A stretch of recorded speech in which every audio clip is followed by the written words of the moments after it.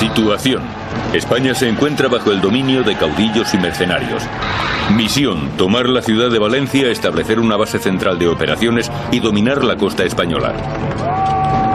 Ejecución: liderar una fuerza de bien entrenados caballeros en el combate cuerpo a cuerpo, enfocándose en los principales centros de población.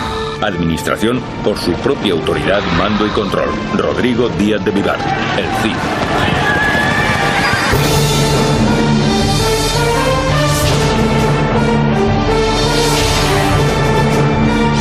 El Cid.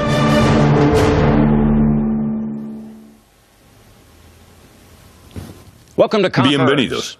Soy el capitán Dale Dye. Fue uno de los más históricos personajes de la vieja Europa, mito y leyenda. Su verdadero nombre era Rodrigo Díaz de Vivar, pero pasó a la historia con el nombre de El Cid. Un guerrero sin igual que utilizó su espada para forjar tanto una leyenda como un reino. Hoy los poetas hablan del Cid como el primer caballero cristiano de la Reconquista, la guerra para recuperar España de los musulmanes. Pero los historiadores matizan la leyenda y hablan de un hombre dispuesto a luchar para cualquier señor, ya fuese cristiano o musulmán. ¿Fue el Cid un leal caballero cristiano o un mercenario? En cualquier caso, era a la vez temido y admirado. Era el Cid. En 1093, el Cid y su ejército privado de 4.000 soldados pasan la Navidad acampados ante las murallas de Valencia, en la costa este de España. El Cid reivindica su demanda de independencia al vasallaje al que nació sometido. Había montado su campamento en julio, y el sitio parecía no llegar a su fin. Arrasar las murallas o dejar que la gente muriese de hambre dentro de ellas. Este era el procedimiento habitual para los conquistadores de la España del siglo XI. Su ejército era demasiado pequeño para arrasar las murallas y entrar en la ciudad. Pero sí tenían movilidad y eran muy eficaces. Cortaron el suministro y arrasaron los campos de alrededor. Dentro de los muros la gente temblaba con los rumores de las atrocidades cometidas. Con suerte y tiempo, pronto sería señor y amo de Valencia. Fue un hombre de su época, un guerrero libre que podía llevarse bien con los musulmanes, pero también luchar contra ellos. Un hombre leal a su rey, pero que también podía tomar sus propias decisiones y embarcarse en acciones que no necesariamente aprobaba el rey. El Cid representa valores que en muchos casos coinciden con algunos de los más establecidos valores estadounidenses. La clase de valores que se forjaron en la frontera. Creo que esta es la razón por la que muchos estadounidenses consideran al Cid una figura histórica tan atractiva. Un hombre hecho a sí mismo gracias a su inteligencia, su perseverancia, su carisma personal y su destreza en el campo de batalla. La toma de la antigua ciudad española es un momento fundamental en la historia del Cid como guerrero y conquistador. Siglos después, será todavía celebrado como el gran héroe español, en gran parte gracias a un poema épico titulado El Cantar del Mío Cid. El poema de 3.700 versos está universalmente considerado como el más antiguo pilar de la literatura española. Pero por su propia naturaleza como poema épico, es también una fuente cuestionable para los historiadores. El Cantar del Mío Cid es esencialmente un trabajo de ficción, a menudo en contradicción con hechos históricos bien conocidos. ¿Cómo determinar entonces la verdadera historia de la vida del Cid? Para conseguirlo, debemos viajar al pasado, a la época y el lugar de su nacimiento. Sería extremadamente difícil encontrar en el mundo una tierra sobre la que se ha luchado y conquistado más que sobre esta. Fenicios, romanos, griegos, visigodos, musulmanes y cristianos lucharon para dominar España en una u otra época. Cuando el Cid cabalgó bajo este acueducto romano, este ya tenía más de 1000 años.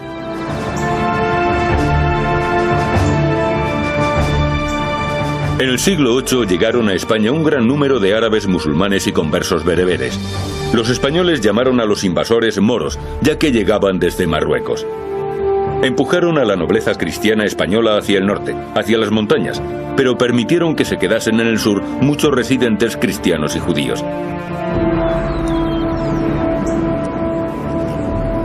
España disfrutó de un notable auge cultural bajo el dominio árabe. Los califas musulmanes construyeron fantásticos palacios y mezquitas. También introdujeron importantes avances agrícolas y científicos. Con su base principal en la ciudad de Córdoba, la dinastía musulmana gobernó España durante más de 3 siglos. Pero 10 años antes del nacimiento del Cid, la dinastía se rompió en pedazos. Los caudillos musulmanes dividieron la región en numerosos distritos, los llamados estados de Taifa. La nobleza cristiana del norte inmediatamente se aprovechó de los fracturados estados moriscos. Se convirtieron en presa fácil para los reyes cristianos. Y había mucho dinero en juego. Se pagaban grandes cantidades en tributos. A este complicado mundo llegó el Cid. Nació alrededor del año 1040 en el seno de una familia cristiana que vivía bajo la cultura y costumbres del Islam. Creció rodeado de gente que hablaba árabe, gente que o era musulmana de nacimiento o comprendía la lengua árabe. Hay que tener en cuenta que los cristianos y judíos de los siglos VIII, IX y X articularon su propia cultura en árabe. Era el idioma dominante. El Cid creció bajo el reinado de un rey cristiano, Fernando I de Castilla y León.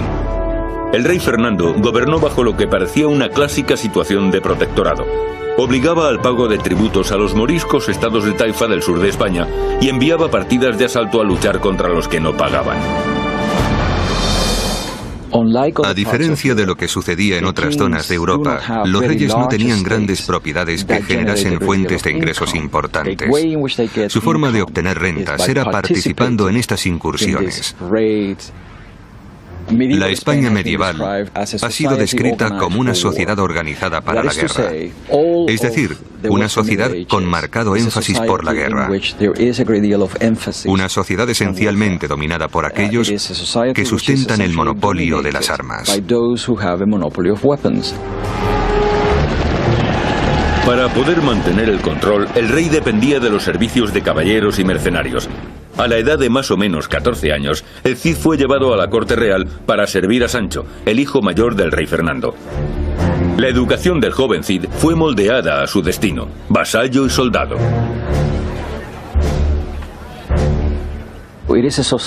Es una sociedad en la que existe una extraordinaria actitud combativa. Y a esta sociedad pertenece el Cid. Es un miembro más de la nobleza mediana, es decir, de aquella gente que no ha alcanzado el poder de la verdadera nobleza.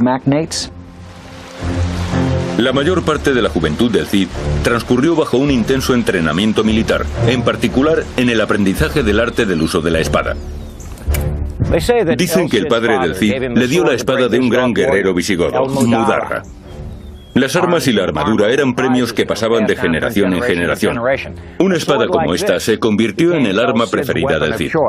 Pese a que no era tan pesada como las habituales espadas feudales, sí era una pieza de acero letal que podía atravesar la clásica armadura de malla de la época. A los guerreros españoles del siglo XI no les importaba tanto su armamento. Lo único que necesitaban era un arma con la que poder destrozar al enemigo y con la que poder atacar desde sus caballos. Las armaduras de aquella época eran excepcionalmente ligeras. El objetivo, poder llevarlas con comodidad en las largas campañas de asalto.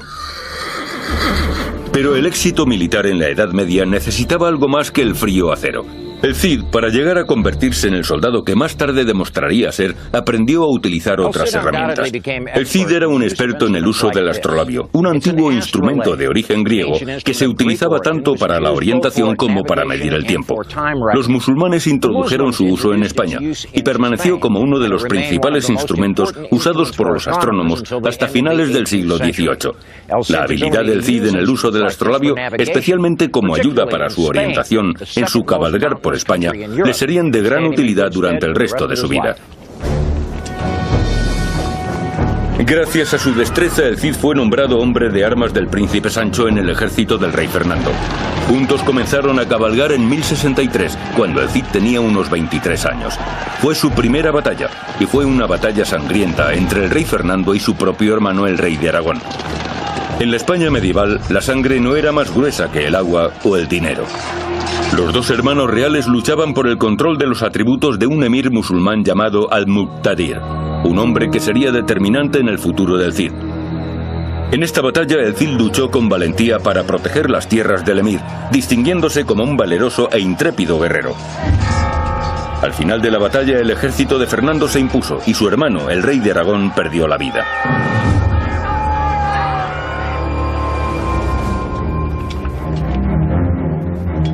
Dos años después moría el rey Fernando.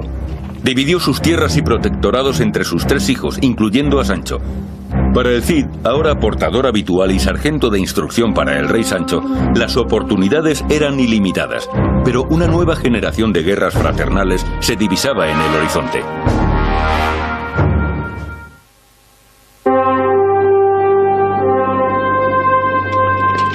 Con poco más de 20 años, el Cid era hombre de armas para el rey Sancho II de Castilla. Para un guerrero en la corte, era el más alto rango. La caballería del Cid estaba compuesta de hombres de la nobleza media, hombres como él. Compraban sus propios caballos y armaduras, y el Cid les adiestraba para el combate, incluyendo el combate a caballo. En el siglo XI surgió una innovación importante en el combate a caballo, con el desarrollo de lo que se llamó la lanza acostada. Anteriormente, un guerrero a caballo podía usar la lanza de 2 maneras. Por encima, para lanzarla, o por debajo, para clavársela al enemigo. Con esta nueva lanza, el soldado tenía un asta más larga y pesada que podía sujetarse con la mano bajo la axila, lo que le daba más extensión a su letal punta. La utilización de este tipo de lanza sobre un caballo al galope requería un buen entrenamiento. Pero las ventajas para hombre y caballo eran obvias. Un arma letal compuesta por la fuerza de la lanza, el hombre y el caballo. Imagine a cientos de soldados en el campo de batalla cargando con estas lanzas. Era el arma más letal que se había visto sobre los campos de batalla medievales. La caballería acompañaba al Cid a cobrar los tributos de los reinos de Taifa. Como recompensa a los soldados, se les entregaba una parte del botín obtenido en estas incursiones. Pronto el Cid tendría más razones por las que luchar. El rey Fernando había dejado Castilla en herencia a su hijo mayor Sancho, pero la mejor parte de esta tierra, León, fue entregada a su segundo hijo, Alfonso VI. Cuando el rey Fernando reparte su reino, comete el gran error de dar una parte a Alfonso y otra a Sancho. De este modo, una vez más, los reinos de León y Castilla quedan divididos. En 1068 los conflictos y envidias fraternales terminan en guerra. Durante los siguientes 4 años, Alfonso y Sancho se miden en varias ocasiones en el campo de batalla. El año decisivo fue en 1072. En enero, Sancho toma León y envía a su hermano al exilio. Alfonso encuentra refugio en la ciudad morisca de Toledo, justo al otro lado de la frontera de la pequeña ciudad de Zamora. Pero pese a no ser una gran ciudad, Zamora era un enclave estratégico fundamental en el camino hacia León. 9 meses después comienzan a extenderse rumores de insurrección en Zamora. Temiéndose lo peor, Sancho y el Cid cabalgan hacia la ciudad. En el siglo XI un rey tenía que gobernar desde su caballo, no desde su trono. Se ha dicho del Cid que se distinguió por su valentía en todas las batallas en las que participó, pero en ninguna tanto como en Zamora. Según se contaba, luchó a la vez contra 15 caballeros, acabó con la vida de uno de ellos, desmontó a otro e hizo huir a los demás. Pero mientras el Cid lucha, Sancho pierde la vida. Los rumores de traición se extendieron con rapidez. La pregunta es, ¿quién fue responsable? Cuando Sancho murió en Zamora, posiblemente su hermano Alfonso estaba en Toledo. Había sido exiliado a Toledo. Yo tengo la sensación, al igual que mucha otra gente durante los últimos 900 años, que su hermano Alfonso estaba implicado en la muerte de Sancho, aunque no de forma directa. Desde luego fue el mayor beneficiado por su muerte. Inmediatamente se hizo cargo del reino de Sancho. Afortunadamente, la incomparable destreza del Cid en los campos de batalla le aseguró un lugar en la corte de Alfonso, si así lo decidía él. El Cid necesitaba un rey del mismo modo que un vasallo necesita un señor. Y el rey necesitaba al Cid del mismo modo que un señor necesita un vasallo. Lo que quiero decir es que en esta época esa era la base de la negociación, del compromiso, de enterrar el hacha, de seguir adelante. Si querían sobrevivir, estas eran las reglas. Y de verdad creo que así sucedió en realidad. En el poema épico a esta pragmática reconciliación se le da una importancia mítica. Obliga al rey a jurar que no tiene nada que ver con la muerte de su hermano, con su traición. Y Alfonso VI lo hace. Jura no ser responsable de aquella traición. Aunque la poética historia de este juramento es mítica, sí hay evidencia suficiente que demuestra que el Cid y el rey Alfonso negociaron un acuerdo. El Cid contrae matrimonio mediado el año 1070. La boda se celebra por todo lo alto. Existen muchas posibilidades de que dicho matrimonio fuese en realidad concertado por el rey, en parte como recompensa por los servicios que el Cid le había prestado. Uno de los testigos de la boda es García Ordóñez, el soldado y cortesano favorito del rey Alfonso. Pronto se convertiría en la némesis del Cid. La corte de un rey en la España del siglo XI era un lugar bastante difícil, como suele suceder en todas las cortes. El tipo de entorno donde los odios y rivalidades surgen sin parar. Los primeros problemas surgen en 1079 con la recaudación de tributos. El Cid fue enviado a Sevilla, García Ordóñez a Granada. Algunas fuentes aseguran que el primer paso lo dio García Ordóñez. Otros sugieren que la primera agresión fue obra del Cid. Todos están de acuerdo con que se encontraron en el campo de batalla en Cabra. Y fue un encuentro sangriento, con el Cid empuñando su imponente espada, acabando con la vida de cuantos se cruzaban en su camino. Cuando el fragor de la batalla terminó, el Cid surgió victorioso. No solo eso, capturó a García Ordóñez y lo mantuvo prisionero durante 3 días. García Ordóñez tenía muy claro que había sido públicamente humillado por el Cid. Y esto era algo que ningún respetuoso noble de la época tenía intención de permitir. El Cid liberó a García Ordóñez, pero este jamás olvidó la humillación. En el cerrado y viciado círculo de la corte real, García Ordóñez fue más rápido a la hora de conseguir que el rey le dedicase unos minutos de atención. Comenzaron a extenderse los rumores de que el Cid se estaba quedando con parte de los tributos que recaudaba para el rey. García Ordóñez es una especie de perdedor resentido, una persona envidiosa, y no está dispuesto a aceptar la presencia en la corte de quien considera una revista. Llama al Cid el hijo del molinero, que es posiblemente el peor insulto que se le puede dedicar a alguien en la Edad Media, ya que a los molineros se les consideraba tramposos y ladrones, que siempre se quedaban con parte de la harina de los que utilizaban sus servicios. Tenemos pruebas de fuentes independientes, en concreto de fuentes musulmanas, de que el conde García Ordóñez era conocido como Boca Torcida. Y aunque es posible que este apodo tenga su origen en algún tipo de deformación física, como un labio leporino o algo similar, también podría indicar que sus defectos eran más morales que físicos. En definitiva, que era un hombre con tendencia a mentir, a crear problemas. En 1081, el Cid dirige un enorme ejército al asalto de los asentamientos cercanos a Toledo, otro protectorado del rey Alfonso. Su pretexto era cobrarse venganza contra los bandidos que operaban en aquella zona.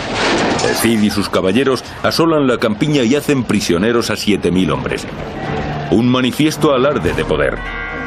Para el rey Alfonso, la sospecha, alimentada por la insidiosa campaña de rumores de García Ordóñez contra el Cid, se convierte ya en paranoia.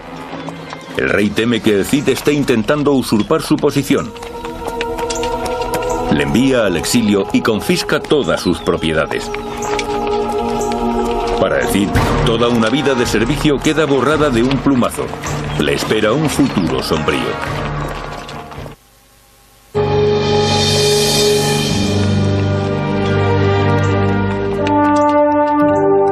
Desterrado de su hogar, perdidas sus posesiones, el Cid comienza un viaje hacia el restablecimiento de su reputación. Es cierto que fue un golpe importante, pero tal vez no tan importante como hoy en día podamos pensar. La experiencia del exilio era en realidad bastante habitual para los nobles de la época. Y siempre existía la esperanza de que el exilio acabase pronto y que las tierras se pudieran recuperar. El Cid se acercó a los caudillos vecinos. La competencia era feroz y sabía que su espada tendría buena demanda. También sabía que las recompensas podían ser generosas.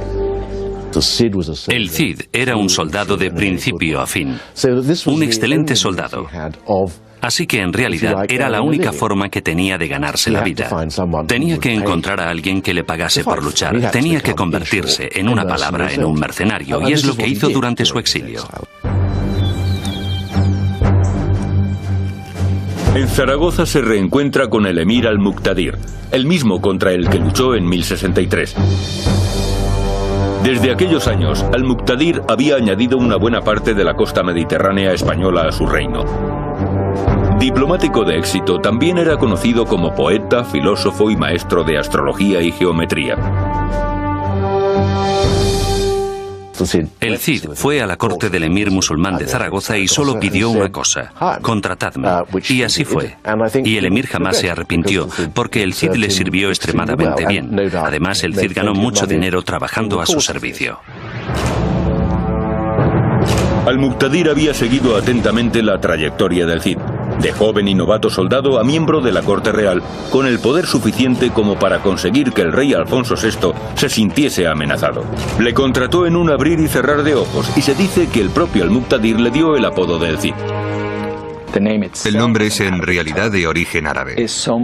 Alguien que en cierto sentido no solo tiene amigos musulmanes, sino que los respeta y que muestra respeto por la cultura musulmana.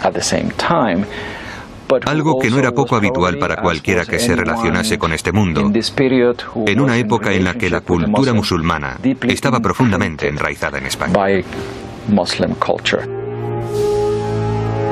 Pero Al-Muqtadir murió solo un año después de contratar al Cid, y dividió su reino entre sus herederos varones. Uno de sus hijos recibió tierras al este y al sur. Otro de sus hijos recibió la ciudad de Zaragoza. El Cid se quedó en Zaragoza al servicio de su nuevo emir. En realidad, no sabemos cuál era la situación del Cid en la corte del emir. Si su relación era cordial, si cenaban o bromeaban juntos, o si el Cid era tratado como un subordinado o como una especie de técnico militar. Sencillamente, no lo sabemos. La rivalidad entre los dos hermanos musulmanes fue en aumento. Para el Cid, esto era una reproducción exacta de lo que ya había vivido, las guerras entre Sancho y Alfonso. Y había aprendido de estas experiencias. En Zaragoza, y mientras reforzaba las defensas de su periferia, se concentró en adiestrar a sus tropas hasta convertirlas en una eficaz fuerza guerrera. Uno de los lugares que eligió fortificar fue el viejo castillo de Almenar. Después de siglos de batallas, el paisaje español estaba poblado de ruinas. Según ciertas estimaciones, había una fortificación de un tipo u otro aproximadamente cada 17 kilómetros cuadrados. En una tierra asolada por bandidos, autorizados por el Estado o disidentes, era importante tener un refugio que también garantizara la seguridad de las comunicaciones y las líneas de suministro. La batalla entre los dos hermanos árabes comenzó en el verano de 1082. Bajo el sitio de Almenar, el Cid se enfrentó a un ejército de mercenarios, formados precipitadamente. Pese a que se enfrentaba a una fuerza muy superior en número, la aleatoria alianza no fue rival para sus tropas excelentemente adiestradas. Sus hombres capturaron a un gran número de enemigos y tomaron rehenes, entre los que se encontraba el conde Barcelona y un buen número de sus caballeros. Razonablemente, creo que podemos asumir que el Cid era un buen comandante, un comandante exitoso, principalmente por el trabajo que desarrollaba antes de entrar en combate. Creo que también podemos asumir, con solo observar su registro de victorias, que sus hombres tenían un entrenamiento excelente. Y también estoy seguro de que el Cid era muy consciente de la importancia de la vieja máxima militar de que el tiempo utilizado en reconocimiento del terreno nunca es tiempo perdido. rápido. Sus campañas fueron meticulosamente preparadas en relación al terreno y características específicas naturales donde se iban a desarrollar.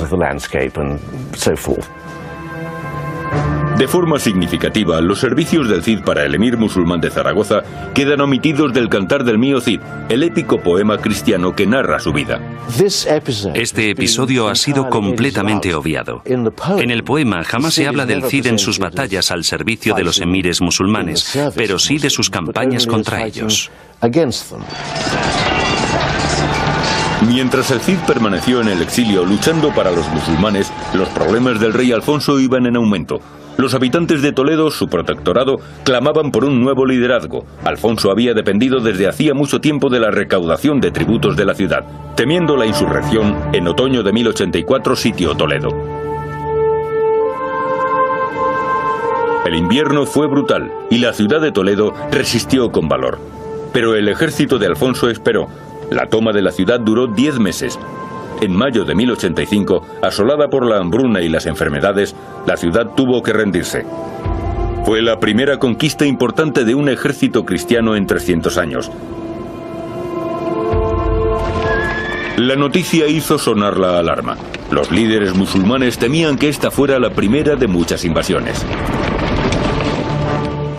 Fue una llamada de atención para todos ellos, porque significaba que los castellanos empezaban a tener otras ideas más allá de la de simplemente cobrar tributos de los ciudadanos. Para evitar la reconquista cristiana del sur de España, los musulmanes dirigieron su mirada a través del estrecho a África. Allí surgía un nuevo poder, una estricta y militarista secta del Islam, los almorávides. Estás atrapado entre la espada y la pared. En el norte los cristianos, que a veces son amigos pero otras veces asolan tus tierras. Esta es la espada, y está en el norte, a punto de caer sobre tu cabeza. Y luego en el sur, el norte de África, los almorávides, un grupo de musulmanes más estricto, con una visión muy diferente de lo que debe ser el Islam, más austeros, más exigentes con sus súbditos. La pared. Los musulmanes que vivían en España construyeron un mundo de enorme belleza, lujo y ocio. Eran devotos musulmanes, pero apreciaban el vino y la astrología. Los gobernantes de los reinos de Taifa sabían que perderían sus ciudades, pero todavía tenían tiempo para elegir quiénes llegarían a ser sus conquistadores. ¿Con quién tienes más en común? ¿Con alguien como el Cid? ¿Con alguien como Alfonso VI, que ha vivido entre tu gente? ¿O con Yusuf, líder de los almorávides? Se habla de un gobernante musulmán que dejó sus ideas muy claras con la famosa frase «Prefiero ser camellero en Marruecos que piara de cerdos en Castilla». Una nueva oleada de invasores estaba de camino.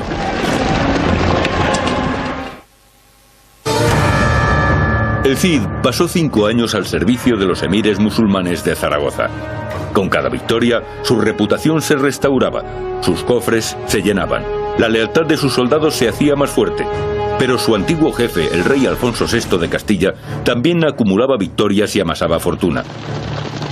En un intento por extender su ámbito de influencia y recoger mayores tributos, Alfonso decidió dirigir su ejército contra la ciudad de Zaragoza, y decidió hacerlo en persona. Allí se hubiese encontrado cara a cara con su antiguo súbdito y caballero de confianza, con el Cid. El destino lo evitó. Antes de que Alfonso pudiera llegar a Zaragoza, los reyes moriscos decidieron jugársela a una carta.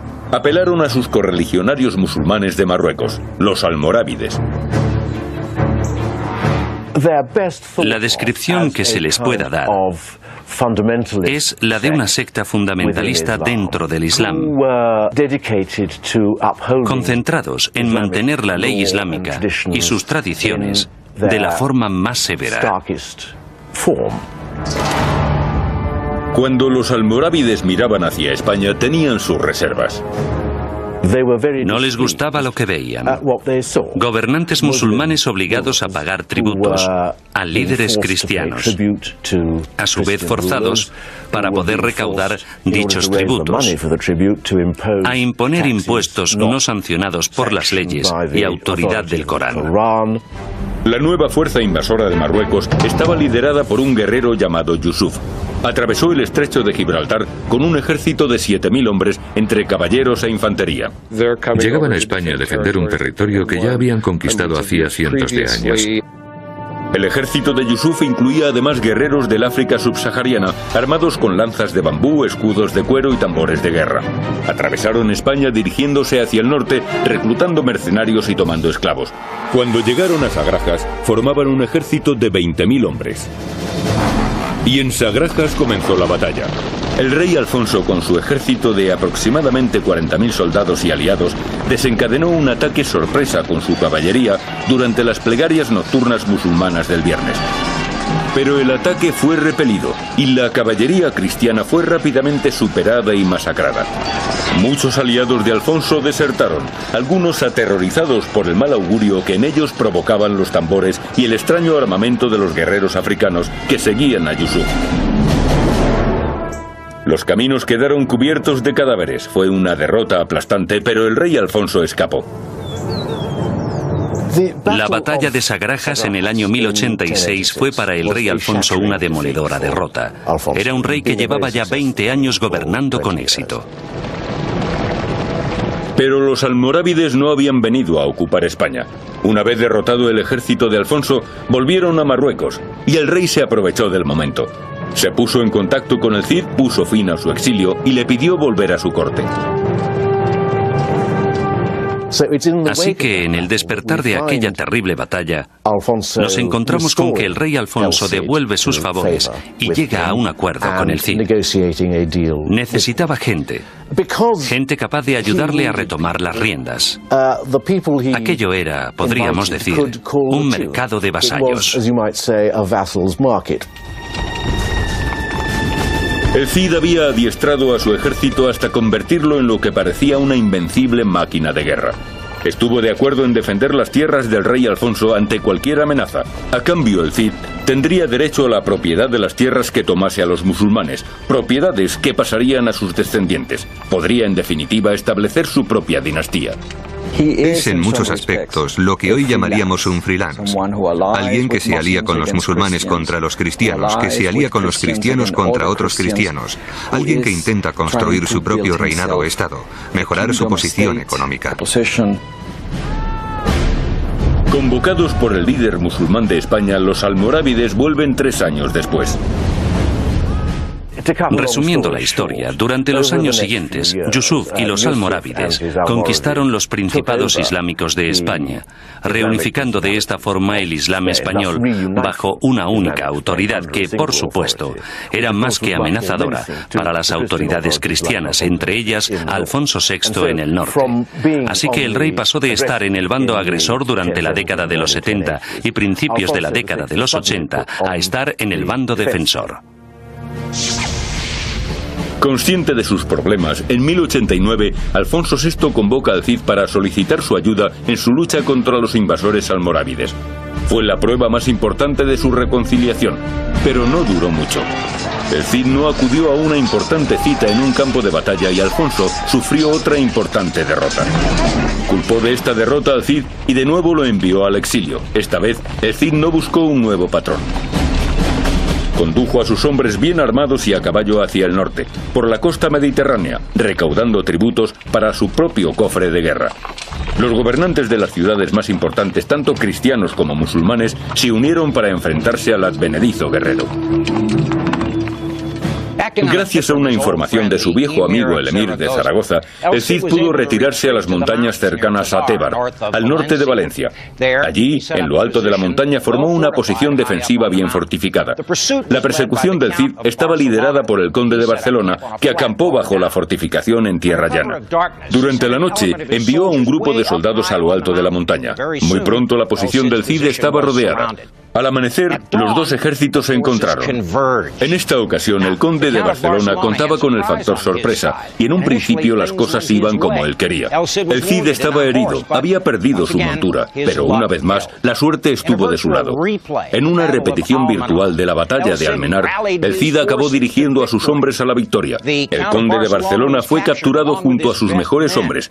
Su precipitado ataque les costó caro en vidas y en recompensas.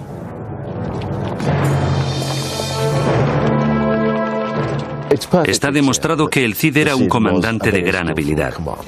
Y creo que también está claro que era un comandante con suerte, aunque sospecho que esto podía tener que ver con su moral y la moral que supo transmitir. Durante los años siguientes, el Cid fortaleció su bastión en la costa, estableciendo su centro de poder cerca de Valencia, ciudad de donde recaudaba tributos. Su mayor desafío a la hora de dominar la ciudad vino del rey Alfonso. Con la ayuda de una recién aislada flota italiana, Alfonso bloqueó Valencia. Pero el Cid respondió con un ataque donde más le dolía al rey, en Castilla. El Cid dirigió personalmente un brutal ataque sobre esta rica región. Llegó a las tierras de García Ordóñez, en La Rioja, y arrasó con todo aquello que encontró en su camino. Violentamente, sin piedad, devolvía la jugada a sus enemigos. Esta despiadada incursión del Cid tuvo éxito. Alfonso entendió el aviso y abandonó Valencia. Pero para el Cid, una nueva amenaza comenzaba a agruparse en el sur. Los almorávides habían dirigido su mirada a la tierra del Cid, Valencia.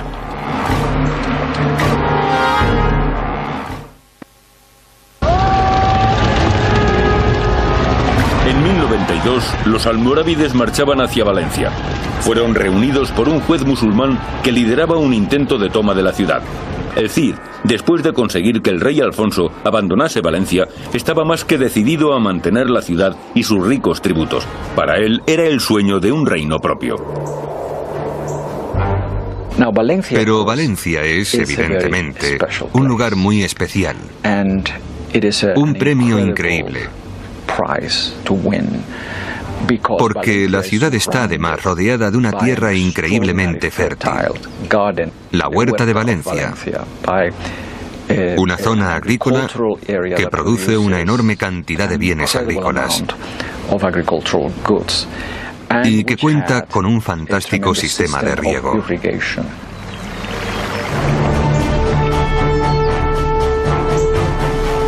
El Cid lideró constantes asaltos a los asentamientos existentes en las afueras de la ciudad, pero permitió a los residentes que se rendían mantener sus casas y campos.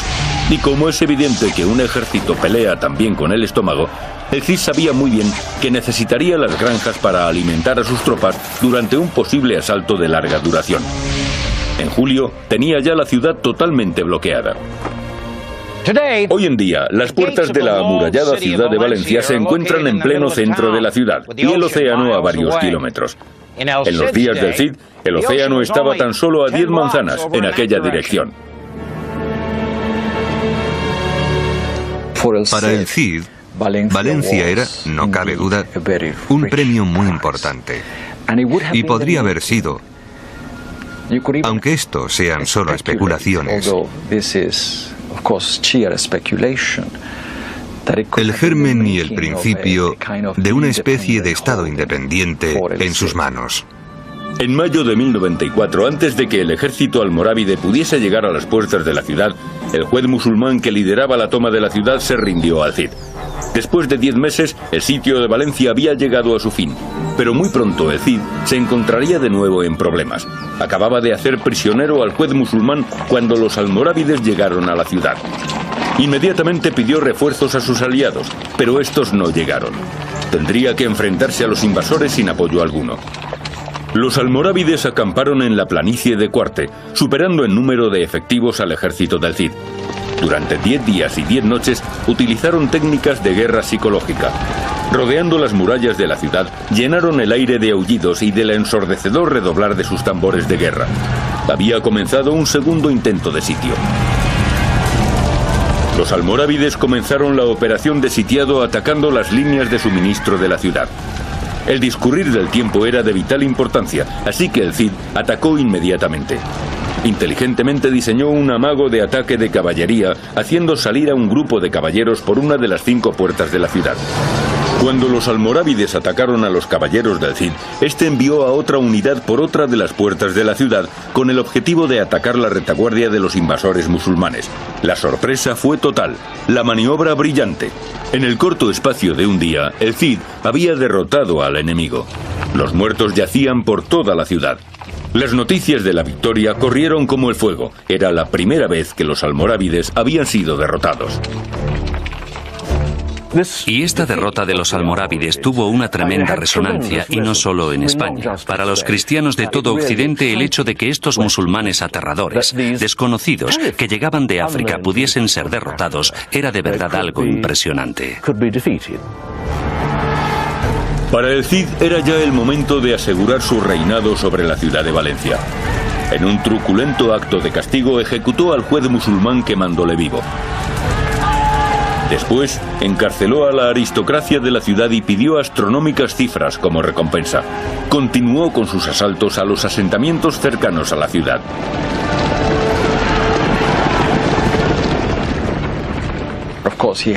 Está claro que ha sido descrito como un líder duro. En cierto sentido, en la Edad Media, en la Valencia del Cid, es todo cuestión de gobernar con mano dura. Pero al mismo tiempo, como bien supieron siempre los gobernantes de éxito, tenía la habilidad de ofrecer riquezas y presentes a todos los que le eran leales. Se trata de castigar al malvado y recompensar al bueno, lo que esencialmente significa castigar a tus enemigos y recompensar a tus amigos, sean quienes sean.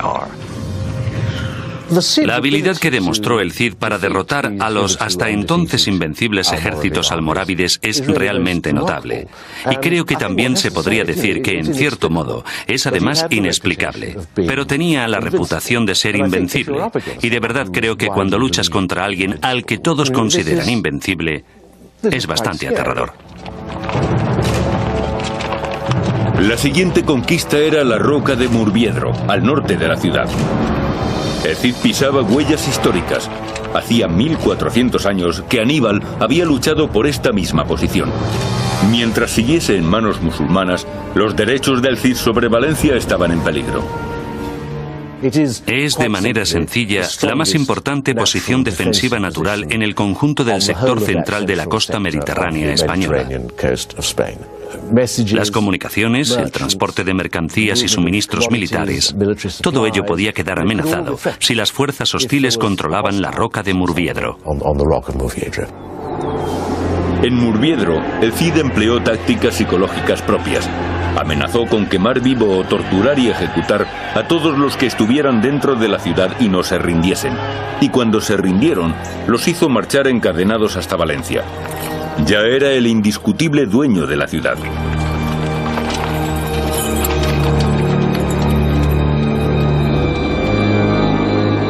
El Cid gobernó Valencia durante 5 años, pero sus esperanzas de establecer una dinastía fracasaron. Su hijo Diego murió en combate. Los detalles no han llegado a nuestros días, pero sí se conoce un hecho. Diego murió luchando para el rey Alfonso VI contra los almorávides. Cuando el Cid murió, no dejó sucesor. Valencia cayó poco después en manos almorávides. Yusuf vuelve a llamar a las puertas de la ciudad, y ésta no es capaz de defenderse sin el liderazgo del Cid. Quizá este fuese uno de sus errores como líder. No dejó a nadie que pudiese seguir sus pasos, que pudiese defender Valencia más allá de su muerte. Algunos ven en la muerte del Cid el fin de una era en la historia de España. No era alguien extraño, era alguien típico de aquella época. Alguien como el Cid podía crecer al servicio de un rey cristiano, ser enviado al exilio por ese mismo rey, pasar al servicio de un rey musulmán, volver más tarde al servicio del mismo rey cristiano y eventualmente terminar siendo su propio amo y señor, gobernante de su propio principado independiente. El gobierno del Cid en Valencia pudo ser corto, pero sus éxitos han demostrado ser inmortales. Todas las fuentes indican que el Cid murió pacíficamente en 1099. Un cronista francés escribió: en España, en la ciudad de Valencia, ha muerto el conde Cid. Esto ha sido una profunda pena para los cristianos y una alegría para sus enemigos paganos. Pero incluso sus enemigos mostraron su respeto por el Cid. Un escritor musulmán dijo: este hombre, azote de su época por su apetito de gloria, por la tenacidad y perseverancia de su carácter y por su heroica valentía, fue uno de los milagros de Dios. Una cosa sí había quedado demostrada: el Cid jamás fue derrotado en este mundo por un hombre. Soy el capitán Dale Dye. Gracias por seguir nuestro programa.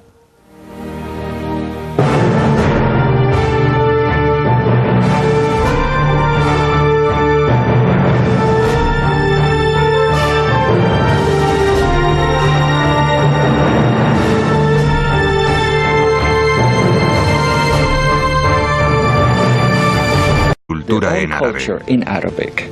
Era el idioma dominante. El Cid creció bajo el reinado de un rey cristiano, Fernando I de Castilla y León. El rey Fernando gobernó bajo lo que parecía una clásica situación de protectorado. Obligaba al pago de tributos a los moriscos estados de Taifa del sur de España y enviaba partidas de asalto a luchar contra los que no pagaban. A diferencia de lo que sucedía en otras zonas de Europa, los reyes no tenían grandes propiedades que generasen fuentes de ingresos importantes. Su forma de obtener rentas era participando en estas incursiones. La España medieval ha sido descrita como una sociedad organizada para la guerra, es decir, una sociedad con marcado énfasis por la guerra. Una sociedad esencialmente dominada por aquellos que sustentan el monopolio de las armas. Para poder mantener el control, el rey dependía de los servicios de caballeros y mercenarios. A la edad de más o menos 14 años, el Cid fue llevado a la corte real para servir a Sancho, el hijo mayor del rey Fernando. La educación del joven Cid fue moldeada a su destino, vasallo y soldado.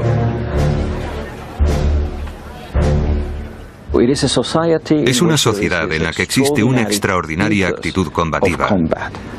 Y a esta sociedad pertenece el Cid. Es un miembro más de la nobleza mediana, es decir, de aquella gente que no ha alcanzado el poder de la verdadera nobleza.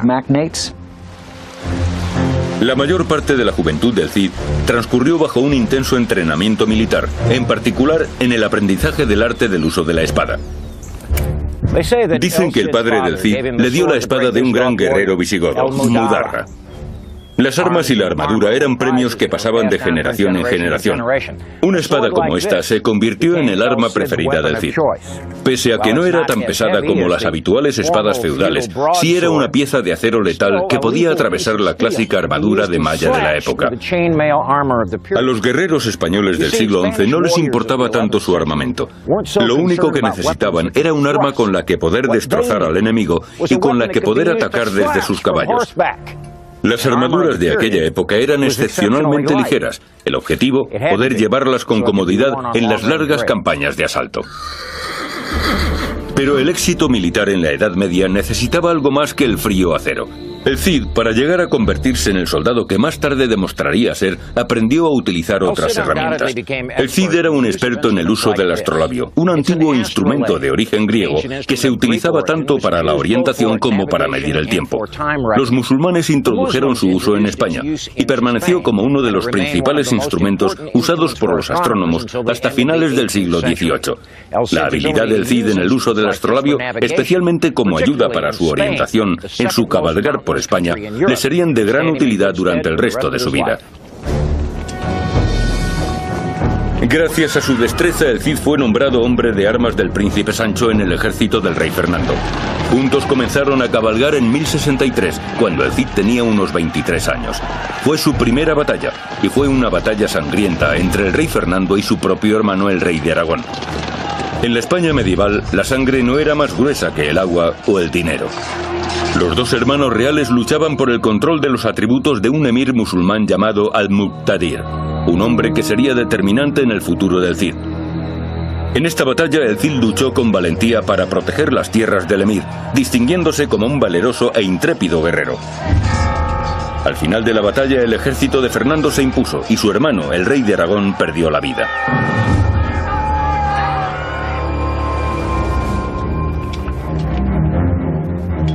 Dos años después moría el rey Fernando. Dividió sus tierras y protectorados entre sus 3 hijos, incluyendo a Sancho. Para el Cid, ahora portador habitual y sargento de instrucción para el rey Sancho, las oportunidades eran ilimitadas, pero una nueva generación de guerras fraternales se divisaba en el horizonte.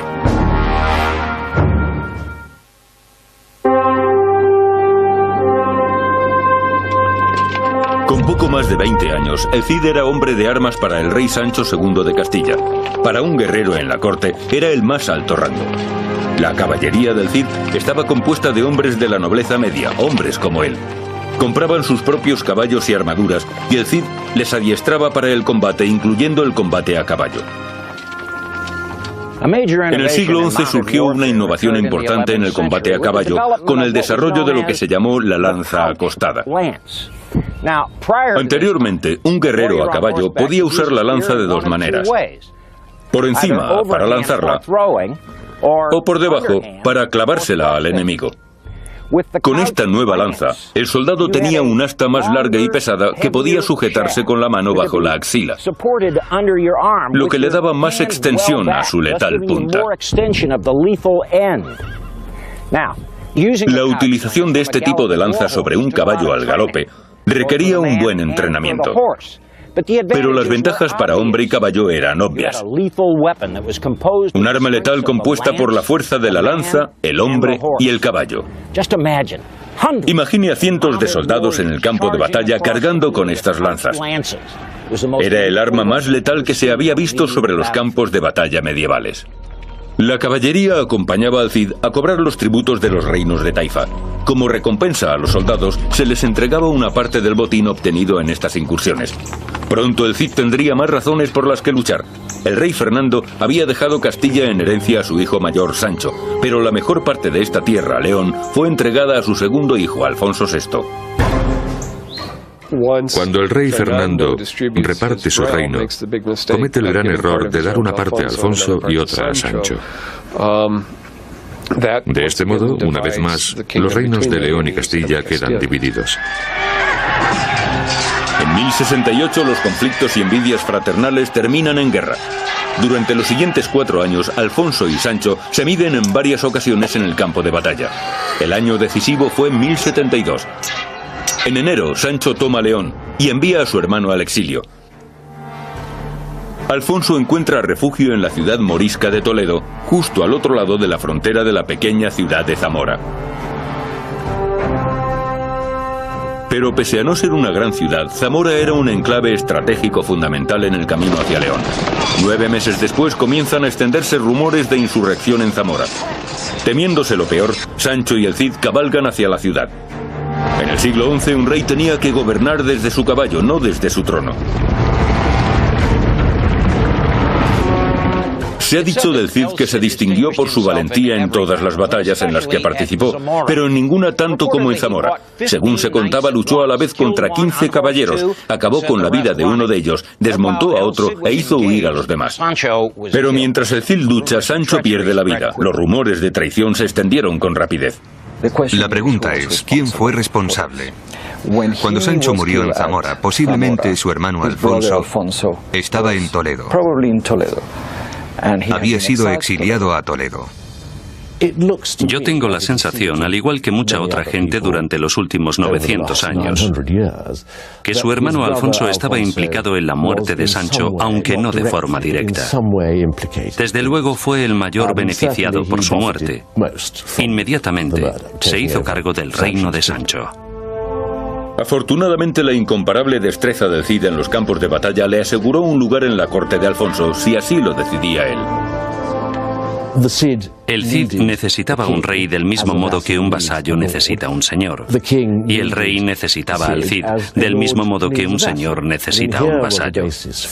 Lo que quiero decir es que en esta época, esa era la base de la negociación, del compromiso, de enterrar el hacha, de seguir adelante.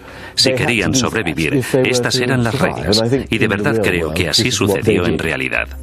En el poema épico a esta pragmática reconciliación se le da una importancia mítica. Obliga al rey a jurar que no tiene nada que ver con la muerte de su hermano, con su traición. Y Alfonso VI lo hace. Jura no ser responsable de aquella traición. Aunque la poética historia de este juramento es mítica, sí hay evidencia suficiente que demuestra que el Cid y el rey Alfonso negociaron un acuerdo. El Cid contrae matrimonio mediado el año 1070. La boda se celebra por todo lo alto. Existen muchas posibilidades de que dicho matrimonio fuese en realidad concertado por el rey, en parte como recompensa por los servicios que el Cid le había prestado. Uno de los testigos de la boda es García Ordóñez, el soldado y cortesano favorito del rey Alfonso. Pronto se convertiría en la némesis del Cid. La corte de un rey en la España del siglo XI era un lugar bastante difícil, como suele suceder en todas las cortes. El tipo de entorno donde los odios y rivalidades surgen sin parar. Los primeros problemas surgen en 1079 con la recaudación de tributos. El Cid fue enviado a Sevilla, García Ordóñez a Granada. Algunas fuentes aseguran que el primer paso lo dio García Ordóñez. Otros sugieren que la primera agresión fue obra del Cid. Todos están de acuerdo con que se encontraron en el campo de batalla en Cabra. Y fue un encuentro sangriento, con el Cid empuñando su imponente espada, acabando con la vida de cuantos se cruzaban en su camino. Cuando el fragor de la batalla terminó, el Cid surgió victorioso. No solo eso, capturó a García Ordóñez y lo mantuvo prisionero durante 3 días. García Ordóñez tenía muy claro que había sido públicamente humillado por el Cid. Y esto era algo que ningún respetuoso noble de la época tenía intención de permitir. El Cid liberó a García Ordóñez, pero este jamás olvidó la humillación. En el cerrado y viciado círculo de la corte real, García Ordóñez fue más rápido a la hora de conseguir que el rey le dedicase unos minutos de atención. Comenzaron a extenderse los rumores de que el Cid se estaba quedando con parte de los tributos que recaudaba para el rey. García Ordóñez es una especie de perdedor resentido, una persona envidiosa, y no está dispuesto a aceptar la presencia en la corte de quien considera un arribista. Llama al Cid el hijo del molinero, que es posiblemente el peor insulto que se le puede dedicar a alguien en la Edad Media, ya que a los molineros se les consideraba tramposos y ladrones, que siempre se quedaban con parte de la harina de los que utilizaban sus servicios. Tenemos pruebas de fuentes independientes, en concreto de fuentes musulmanas, de que el conde García Ordóñez era conocido como Boca Torcida. Y aunque es posible que este apodo tenga su origen en algún tipo de deformación física, como un labio leporino o algo similar, también podría indicar que sus defectos eran más morales que físicos. Situación. España se encuentra bajo el dominio de caudillos y mercenarios. Misión: tomar la ciudad de Valencia, establecer una base central de operaciones y dominar la costa española. Ejecución: liderar una fuerza de bien entrenados caballeros en el combate cuerpo a cuerpo, enfocándose en los principales centros de población. Administración: por su propia autoridad, mando y control. Rodrigo Díaz de Vivar, el Cid.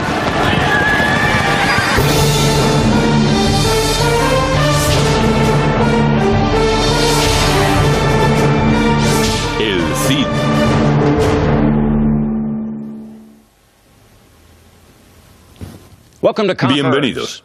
Soy el capitán Dale Dye.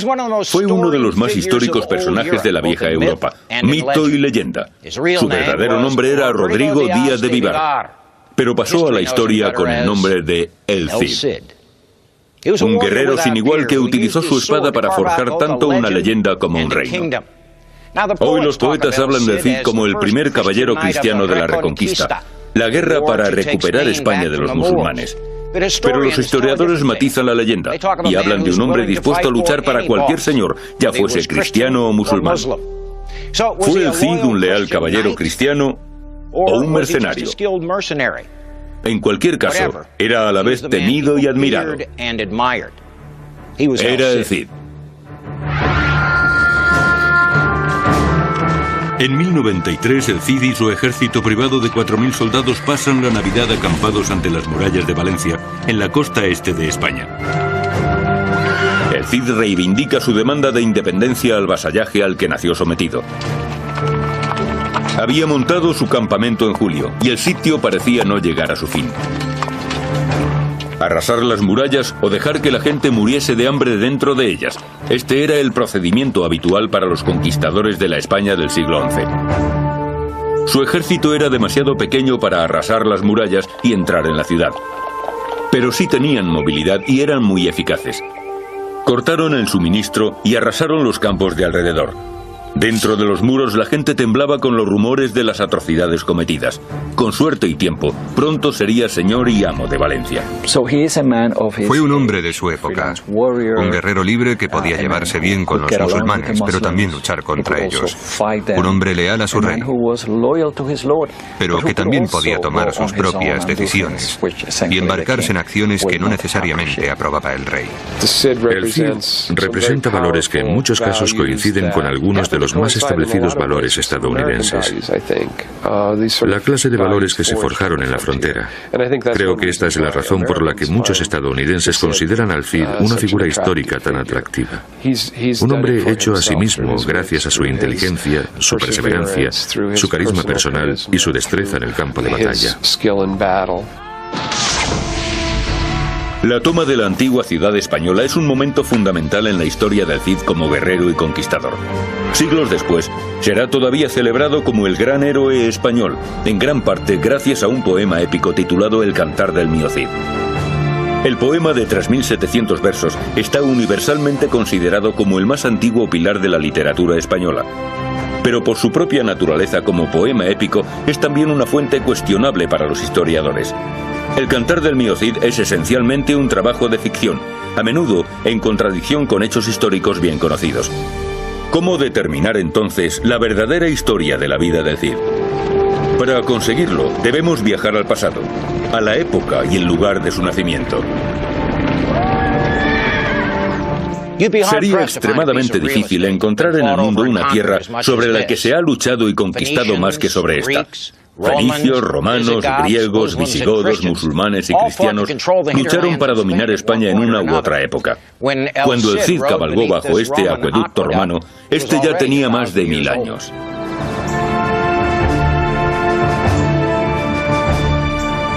En el siglo VIII llegaron a España un gran número de árabes musulmanes y conversos bereberes. Los españoles llamaron a los invasores moros, ya que llegaban desde Marruecos. Empujaron a la nobleza cristiana española hacia el norte, hacia las montañas, pero permitieron que se quedasen en el sur muchos residentes cristianos y judíos. España disfrutó de un notable auge cultural bajo el dominio árabe.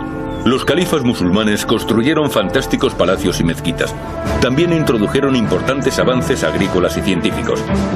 Con su base principal en la ciudad de Córdoba, la dinastía musulmana gobernó España durante más de 3 siglos.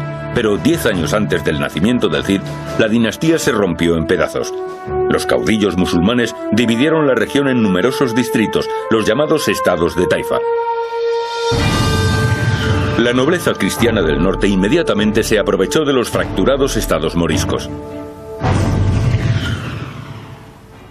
Se convirtieron en presa fácil para los reyes cristianos. Y había mucho dinero en juego. Se pagaban grandes cantidades en tributos. A este complicado mundo llegó el Cid. Nació alrededor del año 1040 en el seno de una familia cristiana que vivía bajo la cultura y costumbres del Islam. Creció rodeado de gente que hablaba árabe, gente que o era musulmana de nacimiento o comprendía la lengua árabe. Hay que tener en cuenta que los cristianos y judíos de los siglos VIII, IX y X articularon su propia cultura. En definitiva, que era un hombre con tendencia a mentir, a crear problemas. En 1081, el Cid dirige un enorme ejército al asalto de los asentamientos cercanos a Toledo, otro protectorado del rey Alfonso. Su pretexto era cobrarse venganza contra los bandidos que operaban en aquella zona. El Cid y sus caballeros asolan la campiña y hacen prisioneros a 7000 hombres. un manifiesto alarde de poder. Para el rey Alfonso, la sospecha, alimentada por la insidiosa campaña de rumores de García Ordóñez contra el Cid, se convierte ya en paranoia. El rey teme que el Cid esté intentando usurpar su posición. Le envía al exilio y confisca todas sus propiedades. Para el Cid, toda una vida de servicio queda borrada de un plumazo. Le espera un futuro sombrío.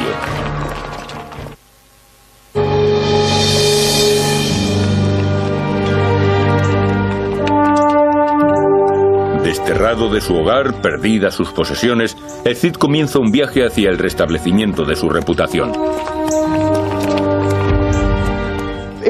Es cierto que fue un golpe importante, pero tal vez no tan importante como hoy en día podamos pensar.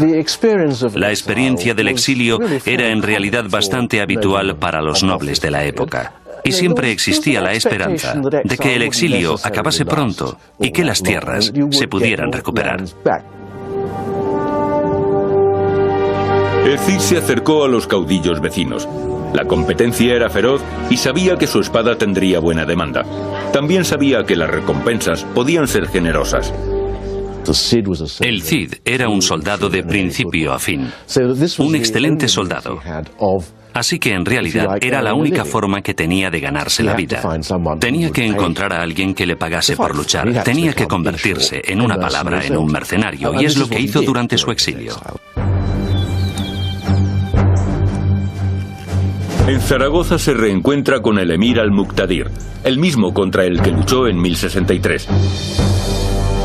Desde aquellos años, al-Muqtadir había añadido una buena parte de la costa mediterránea española a su reino. Diplomático de éxito, también era conocido como poeta, filósofo y maestro de astrología y geometría. El Cid fue a la corte del emir musulmán de Zaragoza y solo pidió una cosa: contratadme. Y así fue. Y el emir jamás se arrepintió, porque el Cid le sirvió extremadamente bien. Además, el Cid ganó mucho dinero trabajando a su servicio.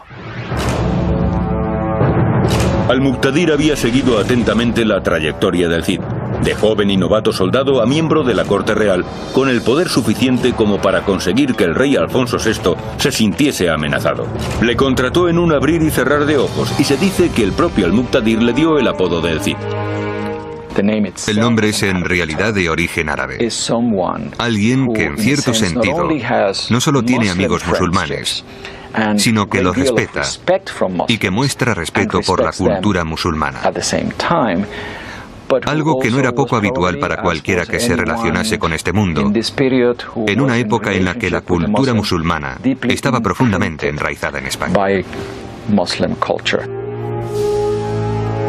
Pero Al-Muqtadir murió solo un año después de contratar al Cid, y dividió su reino entre sus herederos varones. Uno de sus hijos recibió tierras al este y al sur, otro de sus hijos recibió la ciudad de Zaragoza. El Cid se quedó en Zaragoza al servicio de su nuevo emir. En realidad, no sabemos cuál era la situación del Cid en la corte del emir. Si su relación era cordial, si cenaban o bromeaban juntos, o si el Cid era tratado como un subordinado o como una especie de técnico militar. Sencillamente, no lo sabemos. La rivalidad entre los dos hermanos musulmanes fue en aumento.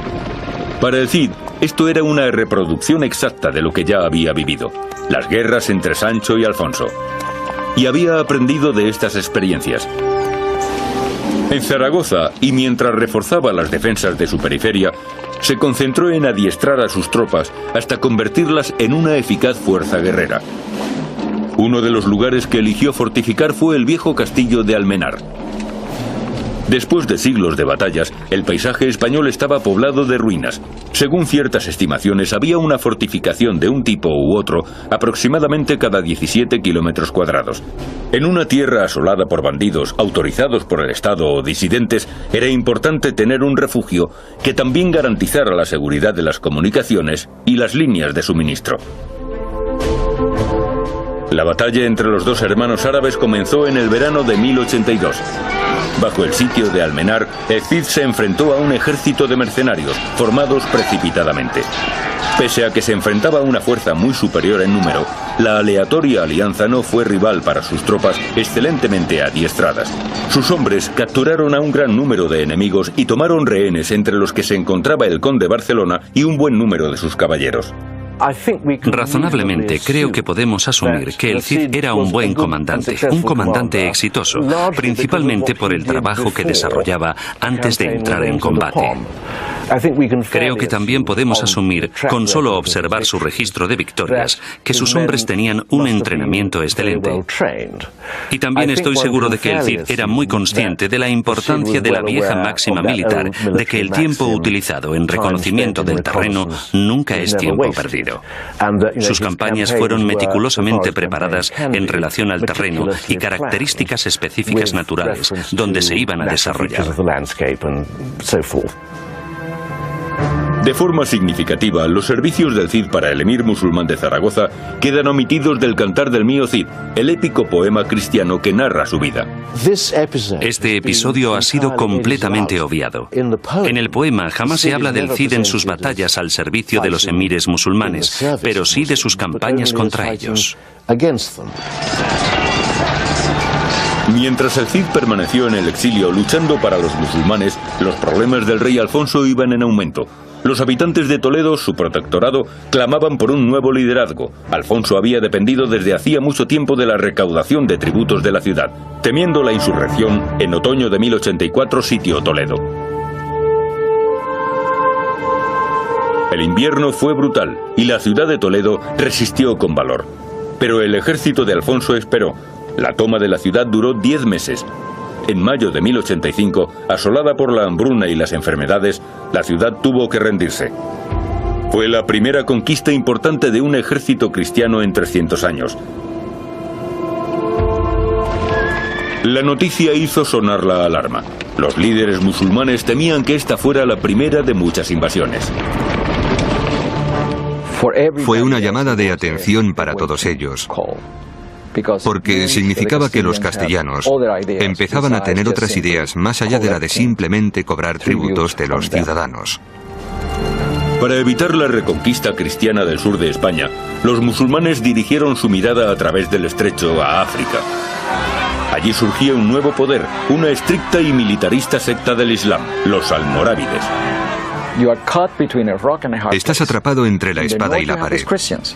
En el norte los cristianos, que a veces son amigos pero otras veces asolan tus tierras.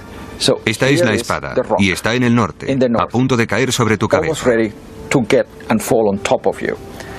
Y luego en el sur, el norte de África, los almorávides, un grupo de musulmanes más estricto,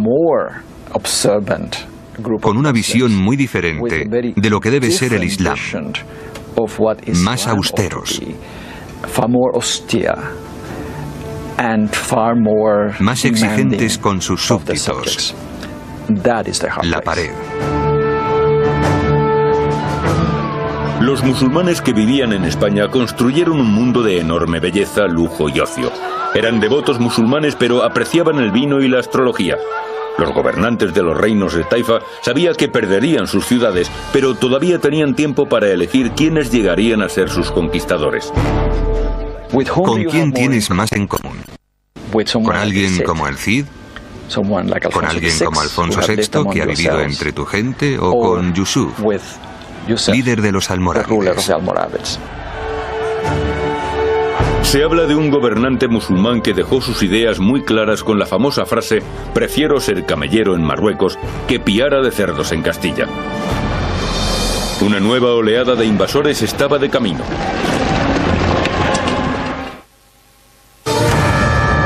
El Cid pasó 5 años al servicio de los emires musulmanes de Zaragoza.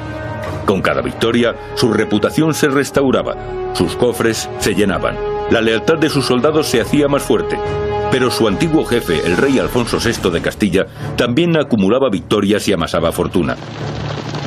En un intento por extender su ámbito de influencia y recoger mayores tributos, Alfonso decidió dirigir su ejército contra la ciudad de Zaragoza, y decidió hacerlo en persona. Allí se hubiese encontrado cara a cara con su antiguo súbdito y caballero de confianza, con el Cid. El destino lo evitó. Antes de que Alfonso pudiera llegar a Zaragoza, los reyes moriscos decidieron jugársela a una carta. Apelaron a sus correligionarios musulmanes de Marruecos, los almorávides.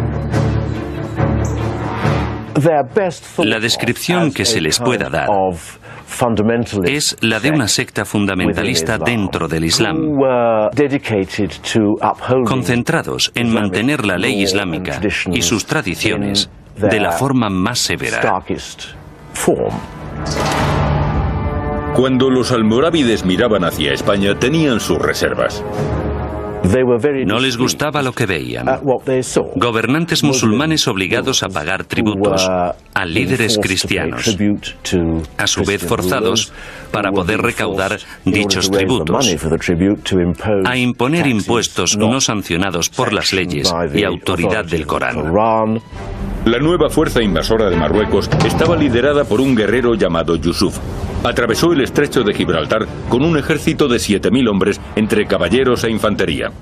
Llegaban a España a defender un territorio que ya habían conquistado hacía cientos de años. El ejército de Yusuf incluía además guerreros del África subsahariana, armados con lanzas de bambú, escudos de cuero y tambores de guerra. Atravesaron España dirigiéndose hacia el norte, reclutando mercenarios y tomando esclavos. Cuando llegaron a Sagrajas, formaban un ejército de 20.000 hombres. Y en Sagrajas comenzó la batalla. El rey Alfonso, con su ejército de aproximadamente 40.000 soldados y aliados, desencadenó un ataque sorpresa con su caballería durante las plegarias nocturnas musulmanas del viernes. Pero el ataque fue repelido y la caballería cristiana fue rápidamente superada y masacrada, mandando usurpar su posición. Le envía al exilio y confisca todas sus propiedades. Para el Cid, toda una vida de servicio queda borrada de un plumazo. Le espera un futuro sombrío.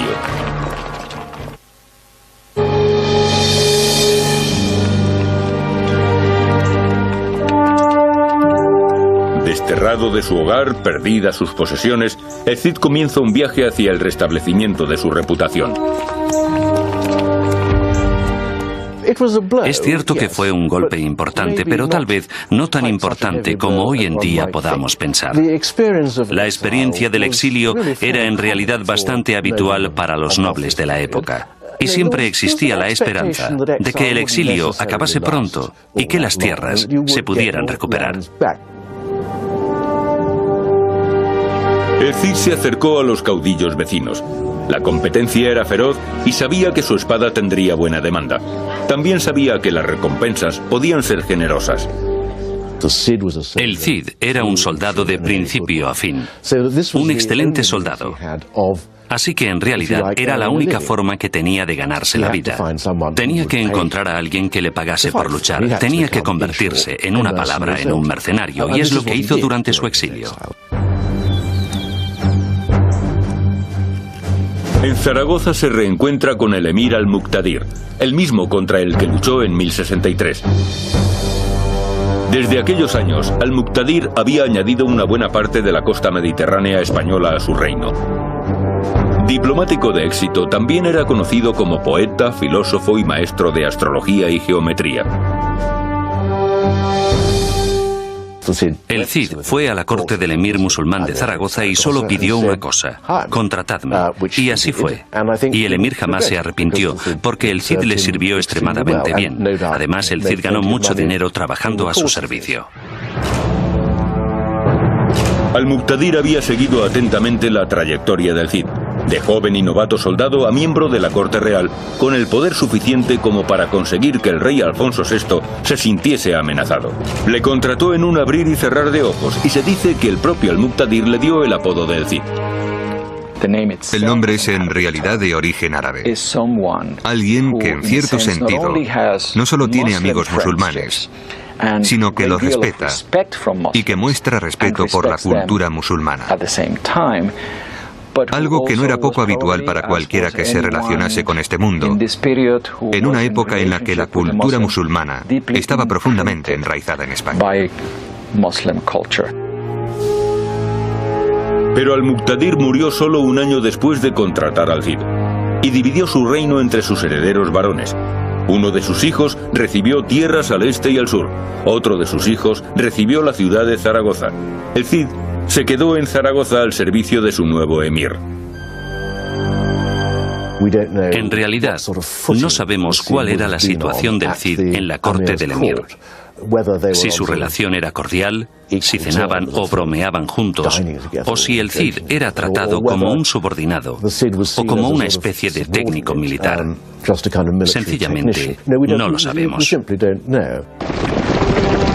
La rivalidad entre los dos hermanos musulmanes fue en aumento. Para el Cid, esto era una reproducción exacta de lo que ya había vivido, las guerras entre Sancho y Alfonso. Y había aprendido de estas experiencias. En Zaragoza, y mientras reforzaba las defensas de su periferia, se concentró en adiestrar a sus tropas hasta convertirlas en una eficaz fuerza guerrera. Uno de los lugares que eligió fortificar fue el viejo castillo de Almenar. Después de siglos de batallas, el paisaje español estaba poblado de ruinas. Según ciertas estimaciones, había una fortificación de un tipo u otro aproximadamente cada 17 kilómetros cuadrados. En una tierra asolada por bandidos, autorizados por el Estado o disidentes, era importante tener un refugio que también garantizara la seguridad de las comunicaciones y las líneas de suministro. La batalla entre los dos hermanos árabes comenzó en el verano de 1082. Bajo el sitio de Almenar, el Cid se enfrentó a un ejército de mercenarios, formados precipitadamente. Pese a que se enfrentaba a una fuerza muy superior en número, la aleatoria alianza no fue rival para sus tropas excelentemente adiestradas. Sus hombres capturaron a un gran número de enemigos y tomaron rehenes, entre los que se encontraba el conde Barcelona y un buen número de sus caballeros. Razonablemente, creo que podemos asumir que el Cid era un buen comandante, un comandante exitoso, principalmente por el trabajo que desarrollaba antes de entrar en combate. Creo que también podemos asumir, con solo observar su registro de victorias, que sus hombres tenían un entrenamiento excelente. Y también estoy seguro de que el Cid era muy consciente de la importancia de la vieja máxima militar, de que el tiempo utilizado en reconocimiento del terreno nunca es tiempo perdido. Sus campañas fueron meticulosamente preparadas en relación al terreno y características específicas naturales donde se iban a desarrollar. De forma significativa, los servicios del Cid para el emir musulmán de Zaragoza quedan omitidos del Cantar del Mío Cid, el épico poema cristiano que narra su vida. Este episodio ha sido completamente obviado. En el poema jamás se habla del Cid en sus batallas al servicio de los emires musulmanes, pero sí de sus campañas contra ellos. Mientras el Cid permaneció en el exilio luchando para los musulmanes, los problemas del rey Alfonso iban en aumento. Los habitantes de Toledo, su protectorado, clamaban por un nuevo liderazgo. Alfonso había dependido desde hacía mucho tiempo de la recaudación de tributos de la ciudad, temiendo la insurrección. En 1068 los conflictos y envidias fraternales terminan en guerra. Durante los siguientes 4 años, Alfonso y Sancho se miden en varias ocasiones en el campo de batalla. El año decisivo fue 1072. En enero, Sancho toma León y envía a su hermano al exilio. Alfonso encuentra refugio en la ciudad morisca de Toledo, justo al otro lado de la frontera de la pequeña ciudad de Zamora. Pero pese a no ser una gran ciudad, Zamora era un enclave estratégico fundamental en el camino hacia León. 9 meses después comienzan a extenderse rumores de insurrección en Zamora. Temiéndose lo peor, Sancho y el Cid cabalgan hacia la ciudad. En el siglo XI un rey tenía que gobernar desde su caballo, no desde su trono. Se ha dicho del Cid que se distinguió por su valentía en todas las batallas en las que participó, pero en ninguna tanto como en Zamora. Según se contaba, luchó a la vez contra 15 caballeros, acabó con la vida de uno de ellos, desmontó a otro e hizo huir a los demás. Pero mientras el Cid lucha, Sancho pierde la vida. Los rumores de traición se extendieron con rapidez. La pregunta es, ¿quién fue responsable? Cuando Sancho murió en Zamora, posiblemente su hermano Alfonso estaba en Toledo. Había sido exiliado a Toledo. Yo tengo la sensación, al igual que mucha otra gente durante los últimos 900 años, que su hermano Alfonso estaba implicado en la muerte de Sancho, aunque no de forma directa. Desde luego fue el mayor beneficiado por su muerte. Inmediatamente se hizo cargo del reino de Sancho. Afortunadamente, la incomparable destreza del Cid en los campos de batalla le aseguró un lugar en la corte de Alfonso, si así lo decidía él. El Cid necesitaba un rey del mismo modo que un vasallo necesita un señor. Y el rey necesitaba al Cid del mismo modo que un señor necesita un vasallo. Lo que quiero decir es que en esta época esa era la base de la negociación, del compromiso, de enterrar el hacha, de seguir adelante. Si querían sobrevivir, estas eran las reglas. Y de verdad creo que así sucedió en realidad. En el poema épico a esta pragmática reconciliación se le da una importancia mítica. Obliga al rey a jurar que no tiene nada que ver con la muerte de su hermano, con su traición. Y Alfonso VI lo hace. Jura no ser responsable de aquella traición. Aunque la poética historia de este juramento es mítica, sí hay evidencia suficiente que demuestra que el Cid y el rey Alfonso negociaron un acuerdo. El Cid contrae matrimonio mediado el año 1070. La boda se celebra por todo lo alto. Existen muchas posibilidades de que dicho matrimonio fuese en realidad concertado por el rey, en parte como recompensa por los servicios que el Cid le había prestado. Uno de los testigos de la boda es García Ordóñez, el soldado y cortesano favorito del rey Alfonso. Pronto se convertiría en la némesis del Cid. La corte de un rey en la España del siglo XI era un lugar bastante difícil, como suele suceder en todas las cortes. El tipo de entorno donde los odios y rivalidades surgen sin parar. Los primeros problemas surgen en 1079 con la recaudación de tributos. El Cid fue enviado a Sevilla, García Ordóñez a Granada. Algunas fuentes aseguran que el primer paso lo dio García Ordóñez. Otros sugieren que la primera agresión fue obra del Cid. Todos están de acuerdo con que se encontraron en el campo de batalla en Cabra. Y fue un encuentro sangriento, con el Cid empuñando su imponente espada, acabando con la vida de cuantos se cruzaban en su camino. Cuando el fragor de la batalla terminó, el Cid surgió victorioso. No solo eso, capturó a García Ordóñez y lo mantuvo prisionero durante 3 días. García Ordóñez tenía muy claro que había sido públicamente humillado por el Cid. Y esto era algo que ningún respetuoso noble de la época tenía intención de permitir. El Cid liberó a García Ordóñez, pero este jamás olvidó la humillación. En el cerrado y viciado círculo de la corte real, García Ordóñez fue más rápido a la hora de conseguir que el rey le dedicase unos minutos de atención. Comenzaron a extenderse los rumores de que el Cid se estaba quedando con parte de los tributos que recaudaba para el rey. García Ordóñez es una especie de perdedor resentido, una persona envidiosa, y no está dispuesto a aceptar la presencia en la corte de quien considera un arribista.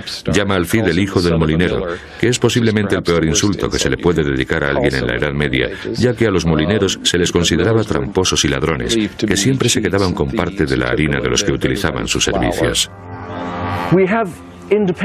Tenemos pruebas de fuentes independientes, en concreto de fuentes musulmanas, de que el conde García Ordóñez era conocido como Boca Torcida. Y aunque es posible que este apodo tenga su origen en algún tipo de deformación física, como un labio leporino o algo similar, también podría indicar que sus defectos eran más morales que físicos. En definitiva, que era un hombre con tendencia a mentir, a crear problemas. En 1081, el Cid dirige un enorme ejército al asalto de los asentamientos cercanos a Toledo, otro protectorado del rey Alfonso. Su pretexto era cobrarse venganza contra los bandidos que operaban en aquella zona. El Cid y sus caballeros asolan la campiña y hacen prisioneros a 7000 hombres. Un manifiesto alarde de poder. Para el rey Alfonso, la sospecha, alimentada por la insidiosa campaña de rumores de García Ordóñez contra el Cid, se convierte ya en paranoia. El rey teme que el Cid esté intentando Situación. España se encuentra bajo el dominio de caudillos y mercenarios. Misión: tomar la ciudad de Valencia, establecer una base central de operaciones y dominar la costa española. Ejecución: liderar una fuerza de bien entrenados caballeros en el combate cuerpo a cuerpo, enfocándose en los principales centros de población. Administración: por su propia autoridad, mando y control. Rodrigo Díaz de Vivar, el Cid.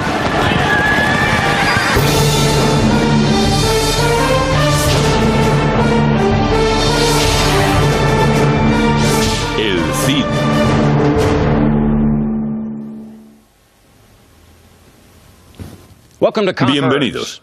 Soy el capitán Dale Dye. Fue uno de los más históricos personajes de la vieja Europa, mito y leyenda. Su verdadero nombre era Rodrigo Díaz de Vivar, pero pasó a la historia con el nombre de El Cid. Un guerrero sin igual que utilizó su espada para forjar tanto una leyenda como un reino. Hoy los poetas hablan del Cid como el primer caballero cristiano de la Reconquista, la guerra para recuperar España de los musulmanes. Pero los historiadores matizan la leyenda y hablan de un hombre dispuesto a luchar para cualquier señor, ya fuese cristiano o musulmán. ¿Fue el Cid un leal caballero cristiano o un mercenario? En cualquier caso, era a la vez temido y admirado. Era el Cid. En 1093, el Cid y su ejército privado de 4.000 soldados pasan la Navidad acampados ante las murallas de Valencia, en la costa este de España. El Cid reivindica su demanda de independencia al vasallaje al que nació sometido. Había montado su campamento en julio, y el sitio parecía no llegar a su fin. Arrasar las murallas o dejar que la gente muriese de hambre dentro de ellas. Este era el procedimiento habitual para los conquistadores de la España del siglo XI. Su ejército era demasiado pequeño para arrasar las murallas y entrar en la ciudad. Pero sí tenían movilidad y eran muy eficaces. Cortaron el suministro y arrasaron los campos de alrededor. Dentro de los muros la gente temblaba con los rumores de las atrocidades cometidas. Con suerte y tiempo, pronto sería señor y amo de Valencia. Fue un hombre de su época, un guerrero libre que podía llevarse bien con los musulmanes, pero también luchar contra ellos. Un hombre leal a su rey, pero que también podía tomar sus propias decisiones y embarcarse en acciones que no necesariamente aprobaba el rey. El Cid representa valores que en muchos casos coinciden con algunos de los más establecidos valores estadounidenses. La clase de valores que se forjaron en la frontera. Creo que esta es la razón por la que muchos estadounidenses consideran al Cid una figura histórica tan atractiva. Un hombre hecho a sí mismo gracias a su inteligencia, su perseverancia, su carisma personal y su destreza en el campo de batalla. La toma de la antigua ciudad española es un momento fundamental en la historia del Cid como guerrero y conquistador. Siglos después, será todavía celebrado como el gran héroe español, en gran parte gracias a un poema épico titulado El Cantar del Mío Cid. El poema de 3.700 versos está universalmente considerado como el más antiguo pilar de la literatura española. Pero por su propia naturaleza como poema épico es también una fuente cuestionable para los historiadores. El Cantar del Mío Cid es esencialmente un trabajo de ficción, a menudo en contradicción con hechos históricos bien conocidos. ¿Cómo determinar entonces la verdadera historia de la vida del Cid? Para conseguirlo, debemos viajar al pasado, a la época y el lugar de su nacimiento. Sería extremadamente difícil encontrar en el mundo una tierra sobre la que se ha luchado y conquistado más que sobre esta. Fenicios, romanos, griegos, visigodos, musulmanes y cristianos lucharon para dominar España en una u otra época. Cuando el Cid cabalgó bajo este acueducto romano, este ya tenía más de 1000 años.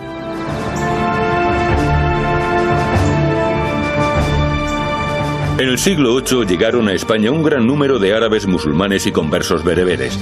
Los españoles llamaron a los invasores moros, ya que llegaban desde Marruecos. Empujaron a la nobleza cristiana española hacia el norte, hacia las montañas, pero permitieron que se quedasen en el sur muchos residentes cristianos y judíos. España disfrutó de un notable auge cultural bajo el dominio árabe. Los califas musulmanes construyeron fantásticos palacios y mezquitas. También introdujeron importantes avances agrícolas y científicos. Con su base principal en la ciudad de Córdoba, la dinastía musulmana gobernó España durante más de 3 siglos. Pero 10 años antes del nacimiento del Cid, la dinastía se rompió en pedazos. Los caudillos musulmanes dividieron la región en numerosos distritos, los llamados estados de Taifa. La nobleza cristiana del norte inmediatamente se aprovechó de los fracturados estados moriscos. Se convirtieron en presa fácil para los reyes cristianos. Y había mucho dinero en juego. Se pagaban grandes cantidades en tributos. A este complicado mundo llegó el Cid. Nació alrededor del año 1040 en el seno de una familia cristiana que vivía bajo la cultura y costumbres del Islam. Creció rodeado de gente que hablaba árabe, gente que o era musulmana de nacimiento o comprendía la lengua árabe. Hay que tener en cuenta que los cristianos y judíos de los siglos VIII, IX y X articularon su propia cultura en árabe. Era el idioma dominante. El Cid creció bajo el reinado de un rey cristiano, Fernando I de Castilla y León. El rey Fernando gobernó bajo lo que parecía una clásica situación de protectorado. Obligaba al pago de tributos a los moriscos estados de Taifa del sur de España y enviaba partidas de asalto a luchar contra los que no pagaban. A diferencia de lo que sucedía en otras zonas de Europa, los reyes no tenían grandes propiedades que generasen fuentes de ingresos importantes. Su forma de obtener rentas era participando en estas incursiones. La España medieval ha sido descrita como una sociedad organizada para la guerra, es decir, una sociedad con marcado énfasis por la guerra. Una sociedad esencialmente dominada por aquellos que sustentan el monopolio de las armas. Para poder mantener el control, el rey dependía de los servicios de caballeros y mercenarios. A la edad de más o menos 14 años, el Cid fue llevado a la corte real para servir a Sancho, el hijo mayor del rey Fernando. La educación del joven Cid fue moldeada a su destino, vasallo y soldado.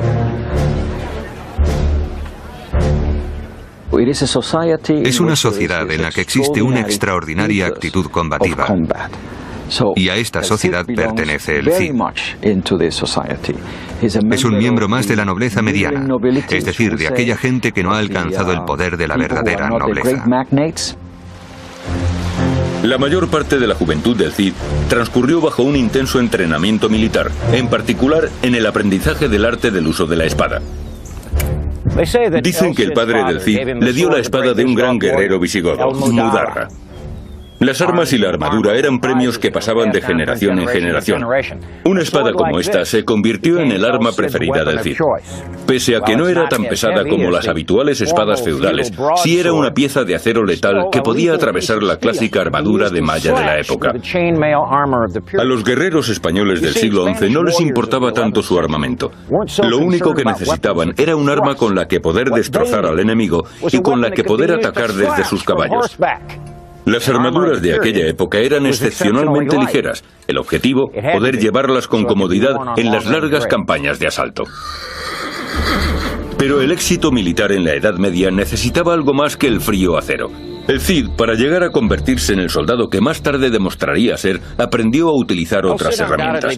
El Cid era un experto en el uso del astrolabio, un antiguo instrumento de origen griego que se utilizaba tanto para la orientación como para medir el tiempo. Los musulmanes introdujeron su uso en España y permaneció como uno de los principales instrumentos usados por los astrónomos hasta finales del siglo XVIII. La habilidad del Cid en el uso del astrolabio, especialmente como ayuda para su orientación en su cabalgar por España, le serían de gran utilidad durante el resto de su vida. Gracias a su destreza, el Cid fue nombrado hombre de armas del príncipe Sancho en el ejército del rey Fernando. Juntos comenzaron a cabalgar en 1063, cuando el Cid tenía unos 23 años.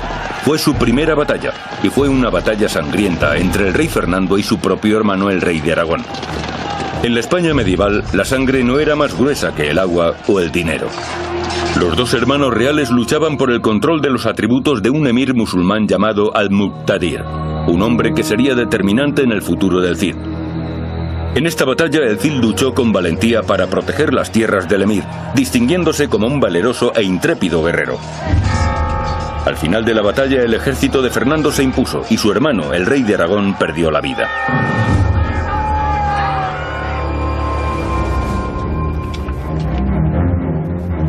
Dos años después moría el rey Fernando. Dividió sus tierras y protectorados entre sus 3 hijos, incluyendo a Sancho. Para el Cid, ahora portador habitual y sargento de instrucción para el rey Sancho, las oportunidades eran ilimitadas, pero una nueva generación de guerras fraternales se divisaba en el horizonte.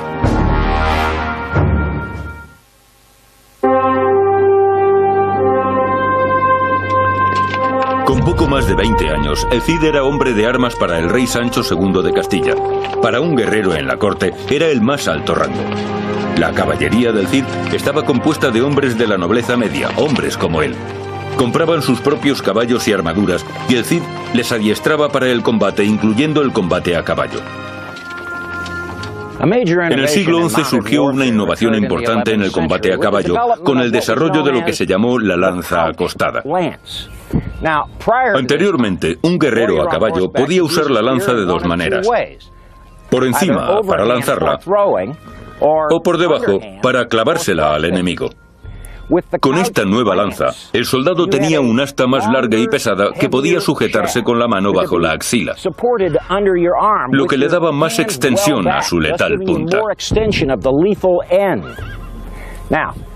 La utilización de este tipo de lanza sobre un caballo al galope requería un buen entrenamiento. Pero las ventajas para hombre y caballo eran obvias. Un arma letal compuesta por la fuerza de la lanza, el hombre y el caballo. Imagine a cientos de soldados en el campo de batalla cargando con estas lanzas. Era el arma más letal que se había visto sobre los campos de batalla medievales. La caballería acompañaba al Cid a cobrar los tributos de los reinos de Taifa. Como recompensa a los soldados, se les entregaba una parte del botín obtenido en estas incursiones. Pronto el Cid tendría más razones por las que luchar. El rey Fernando había dejado Castilla en herencia a su hijo mayor Sancho, pero la mejor parte de esta tierra, León, fue entregada a su segundo hijo, Alfonso VI. Cuando el rey Fernando reparte su reino, comete el gran error de dar una parte a Alfonso y otra a Sancho. De este modo, una vez más, los reinos de León y Castilla quedan divididos. En otoño de 1084, sitió Toledo. El invierno fue brutal y la ciudad de Toledo resistió con valor. Pero el ejército de Alfonso esperó. La toma de la ciudad duró 10 meses. En mayo de 1085, asolada por la hambruna y las enfermedades, la ciudad tuvo que rendirse. Fue la primera conquista importante de un ejército cristiano en 300 años. La noticia hizo sonar la alarma. Los líderes musulmanes temían que esta fuera la primera de muchas invasiones. Fue una llamada de atención para todos ellos, porque significaba que los castellanos empezaban a tener otras ideas más allá de la de simplemente cobrar tributos de los ciudadanos. Para evitar la reconquista cristiana del sur de España, los musulmanes dirigieron su mirada a través del estrecho a África.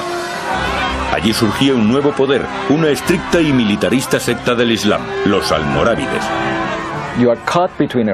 Estás atrapado entre la espada y la pared. En el norte los cristianos, que a veces son amigos pero otras veces asolan tus tierras.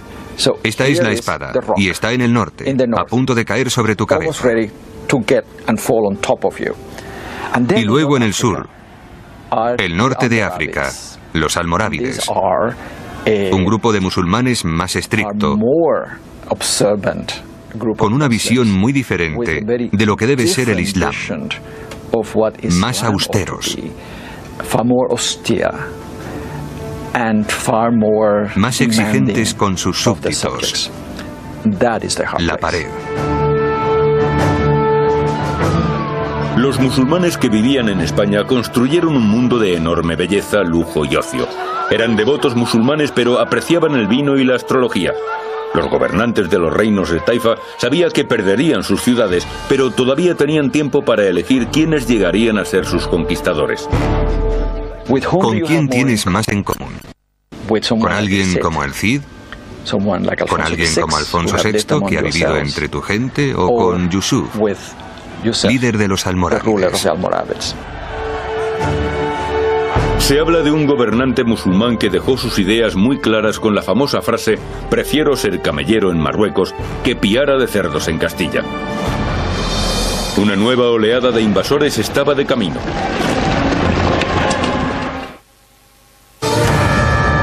El Cid pasó 5 años al servicio de los emires musulmanes de Zaragoza. Con cada victoria, su reputación se restauraba, sus cofres se llenaban, la lealtad de sus soldados se hacía más fuerte. Pero su antiguo jefe, el rey Alfonso VI de Castilla, también acumulaba victorias y amasaba fortuna. En un intento por extender su ámbito de influencia y recoger mayores tributos, Alfonso decidió dirigir su ejército contra la ciudad de Zaragoza, y decidió hacerlo en persona. Allí se hubiese encontrado cara a cara con su antiguo súbdito y caballero de confianza, con el Cid. El destino lo evitó. Antes de que Alfonso pudiera llegar a Zaragoza, los reyes moriscos decidieron jugársela a una carta. Apelaron a sus correligionarios musulmanes de Marruecos, los almorávides. La descripción que se les pueda dar es la de una secta fundamentalista dentro del Islam, concentrados en mantener la ley islámica y sus tradiciones de la forma más severa. Cuando los almorávides miraban hacia España, tenían sus reservas. No les gustaba lo que veían. Gobernantes musulmanes obligados a pagar tributos a líderes cristianos, a su vez forzados para poder recaudar dichos tributos, a imponer impuestos no sancionados por las leyes y autoridad del Corán. La nueva fuerza invasora de Marruecos estaba liderada por un guerrero llamado Yusuf. Atravesó el estrecho de Gibraltar con un ejército de 7.000 hombres entre caballeros e infantería. Llegaban a España a defender un territorio que ya habían conquistado hacía cientos de años. El ejército de Yusuf incluía además guerreros del África subsahariana, armados con lanzas de bambú, escudos de cuero y tambores de guerra. Atravesaron España dirigiéndose hacia el norte, reclutando mercenarios y tomando esclavos. Cuando llegaron a Sagrajas, formaban un ejército de 20.000 hombres. Y en Sagrajas comenzó la batalla. El rey Alfonso, con su ejército de aproximadamente 40.000 soldados y aliados, desencadenó un ataque sorpresa con su caballería durante las plegarias nocturnas musulmanas del viernes. Pero el ataque fue repelido y la caballería cristiana fue rápidamente superada y masacrada. Muchos aliados de Alfonso desertaron, algunos aterrorizados por el mal augurio que en ellos provocaban los tambores y el extraño armamento de los guerreros africanos que seguían a Yusuf. Los caminos quedaron cubiertos de cadáveres. Fue una derrota aplastante, pero el rey Alfonso escapó. La batalla de Sagrajas en el año 1086 fue para el rey Alfonso una demoledora derrota. Era un rey que llevaba ya 20 años gobernando con éxito. Pero los almorávides no habían venido a ocupar España. Una vez derrotado el ejército de Alfonso, volvieron a Marruecos, y el rey se aprovechó del momento. Se puso en contacto con el Cid, puso fin a su exilio y le pidió volver a su corte. Así que en el despertar de aquella terrible batalla, nos encontramos con que el rey Alfonso devuelve sus favores y llega a un acuerdo con el Cid. Necesitaba gente capaz de ayudarle a retomar las riendas. Aquello era, podríamos decir, un mercado de vasallos.